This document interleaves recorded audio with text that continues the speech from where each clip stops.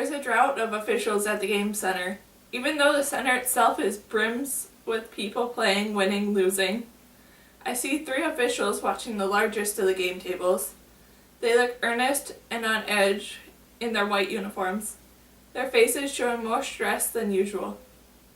This is strange. Usually we have 12 or more lower level officials in the center, keeping the peace, keeping score. Where are the rest of them tonight? Somewhere things aren't going quite right. But here, as far as I'm concerned, at least one thing has. Kai's with us. I look at him once as we weave our way through the mass of people, following Xander, hoping that Kai understands. From the look that I've read his story, that I care. He walks right behind me, and I want to reach back and take his hand, but there are too many people. The one thing I can do for Kai is to help keep him safe.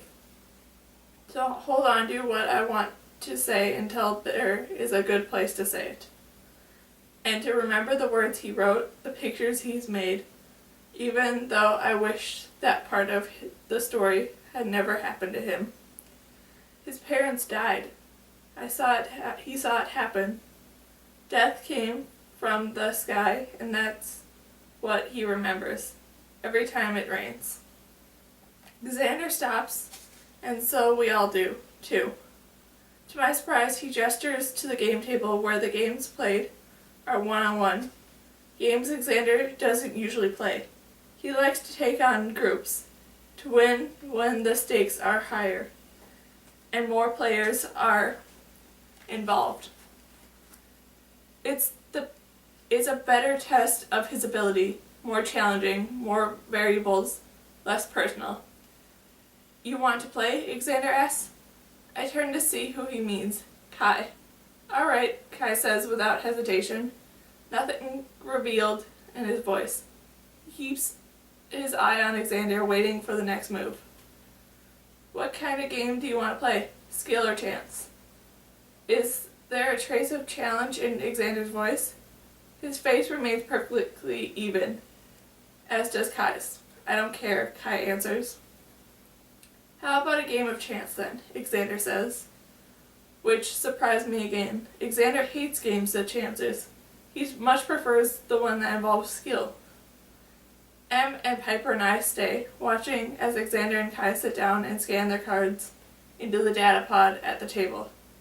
Xander sets out the playing cards, red and black markings in the center.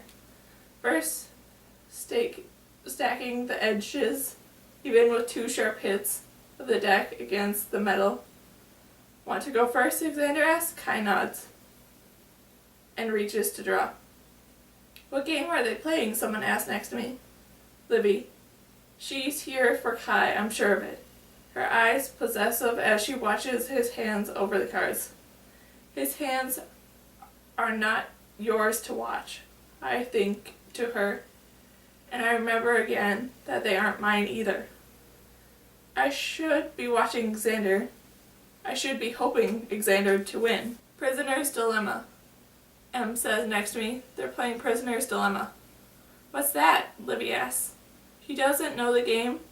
I turn to her in surprise. It's one of the simplest, most common games. Em tries to explain it to Libby in a low voice so she doesn't disturb the players.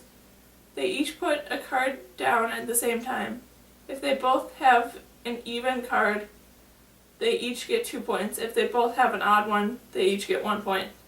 Libby interrupts. What happens if one is even and one is odd? If one is even and one is odd, the person who puts down the odd card gets 3 points. The person who puts down the even card gets 0. Libby's eyes fixed on Kai's face, jealousy.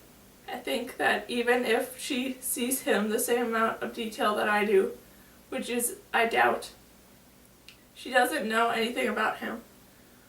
Would she still be interested in Kai if she knew that his status is an aberration? I have a thought that strikes me cold. Would I be so interested if I didn't know he was an aberration? I never paid Kai particular attention before, I knew about his classification. And before you saw his face on the microcard, I remind myself, naturally, that pricked your interest. Besides, you weren't supposed to be interested in anyone until you were matched. I feel a little sick thinking that Libby might see Kai's true worth in the way that is somehow more pure. She's simply interested in him.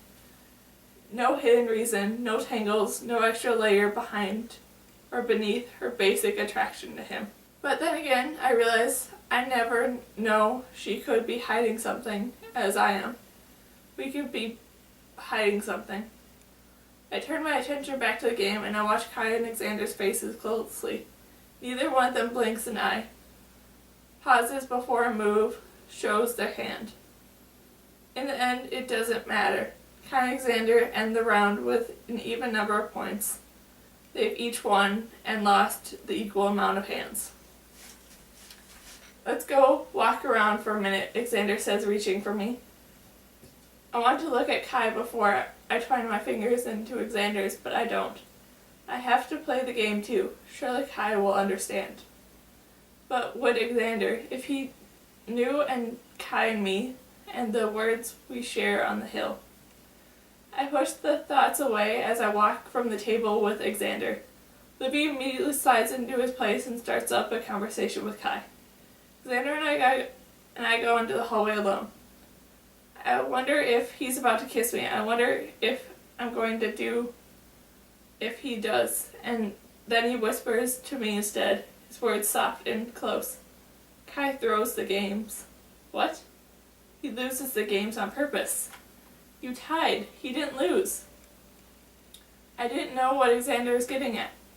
Not tonight, because it wasn't a game of skill. Those are the ones he usually throws. I've been watching him a while. He's careful about what he does and when he does it.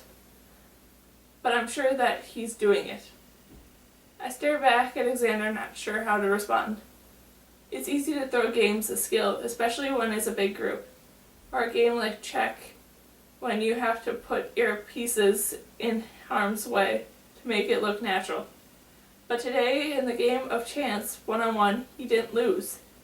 He's no fool. He knew I was watching, Xander grins. Then his face getting puzzled. What I don't understand is why. Why what? Why would he throw so many games? He knows the officials watch us. He knows they're looking for people who can play well. He knows his play probably influences the vocation they're assigned us. It doesn't make any sense. Why would he want them to not know how smart he is? Because he is smart. You're going to tell anyone about this, are you? Suddenly I'm very worried for Kai. Of course not, Xander says thoughtfully. He must have a reason. I can respect that. Xander's right. Kai does have a reason. And they are good ones. I read them on the last napkin. The ones with the stains that I know must be tomato sauce, but that look like blood. Old blood. Let's play one more time, Kai says. When we get back, his eyes on Xander. They flicker once. I think he looked down at my hand in Xander's, but I can't be sure. His face shows nothing. All right, Xander says. Chance or skill? Skill, Kai suggests. And something in his expression suggests that he might not throw the game this time. He might be in it to win. Em rolls her eyes at me and gestures at the boys as if they say, "Can you believe how primitive this is?"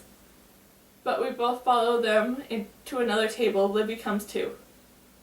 I sit between Kai and Xander, exquisite from both of them, as if I'm a piece of metal and they are two magnets and they're pulling from either side. They've both taken risks for me, Xander with the artifact, Kai with the poem and the writing. Xander is my match, my oldest friend, and one of the best people I know. When I kiss him, it's so sweet. I'm drawn to him and ties to me with a cord of 1,000 different memories. Kai's not my match. He might have been. He's the one who taught me how to write my name, how to keep poems, how to build a tower of rocks that looks like it should fall but it doesn't. I've never kissed him, and I don't know if I ever will, but I think I might be even more sweet. I'm almost uncomfortable, this awareness of him. Each pause, each moment, when he places a piece of the black and gray board. I want to reach out and grab his hand, hold it to me over my heart, right where it aches the most. I don't know if I'm doing what would heal me or make my heart break even more. But either way, this constant hungry waiting would be over. Xander plays with daring and intelligence, Kai with a kind of deep, calculated intuition. Both are strong. They are so evenly matched. It's Kai's move. In a quiet, before Kai takes his turn, Xander watches him carefully. His hands hover over the board for a moment, and he holds the piece in the air. I see where he could put it to win. I know he sees it too, that he planned the whole game for this last move. He looks at Xander and Xander looks back, both of them locked in the same kind of challenge that seems to run deep and older than what's happening here on the board. Then Kai moves his hand to put the piece down in the spot where Xander can easily overtake him for the win. Kai doesn't hesitate once he places the piece. He sets it down on the solid sound and leans back in his chair looking up at the ceiling. I think I can see the slightest hint of a smile on his lips, but I can't be sure. He's gone faster than a snowflake on a air train track. Kai's move may not be the brilliant one, but he could have made. But it's not stupid either. He made the move for an average player. When he looks back down at the ceiling, he meets my gaze and holds it. As he held the game piece earlier before putting it down, he tells me something in the silent pause that he cannot say out loud. Kai can play this game. He can play all the games, including the one in front of him that he just lost. He knows exactly how to play, and that's why he loses every time.